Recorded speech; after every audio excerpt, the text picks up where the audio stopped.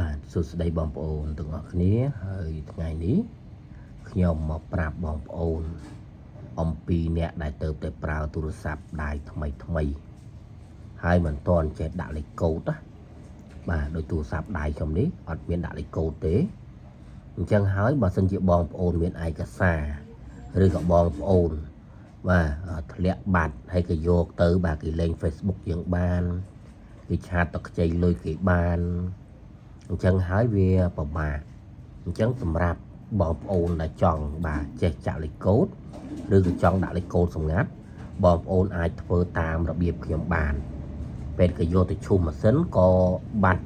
ជាមួយនឹងកម្មវិធីយើងដែរអញ្ចឹងវាអត់មានការលំបាកមកដល់យើងទេតោះឥឡូវសម្រាប់បាទបងប្អូនថ្មីណាដែលគាត់ចេះហើយស្រាប់ក៏សូមខន្តីអភ័យទោសតែសម្រាប់បងប្អូនអ្នកដែលអត់ទាន់ចេះទេអាចមើលវីដេអូនេះបានខ្ញុំធ្វើនៅលើទូរស័ព្ទដៃ Android ទេមិនមែន iPhone ទេបាទអញ្ចឹងយើងចូលទៅស្ដាប់បាទសុំទោសបាទយើងចូលទៅមើលទាំងអស់គ្នាច្រឡំតែរឿងស្ដាប់បាទអញ្ចឹងយើងចូលពាក្យ setting ទៅកំណត់ទាំងអស់តែម្ដងហើយខ្ញុំប្រើនៅលើទូរស័ព្ទដៃបាទ Tecno Power 7អញ្ចឹងបើសិនជាបងប្អូនដែលប្រើ Tecno Power 7ដូចខ្ញុំហ្នឹងគឺដូចគ្នាណាតោះឥឡូវយើងទៅបាទកំណត់ទាំងអស់គ្នាអញ្ចឹង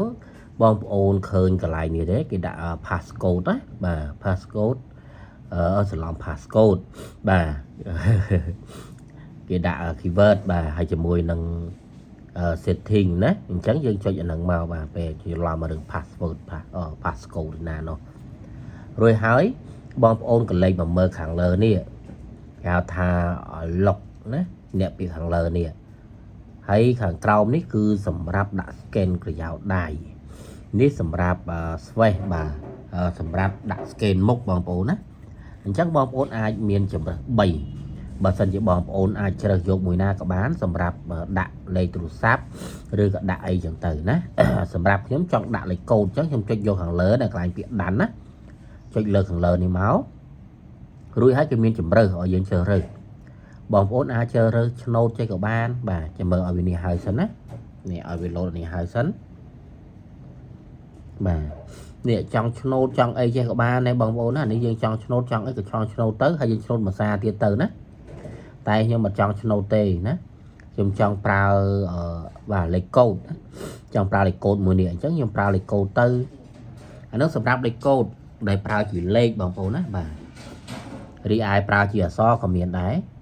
បាទនេះយើងអាចដាក់បាន4ទៅ16ខ្ទង់អញ្ចឹងយើងដាក់មកបាទ1 2 3បាទ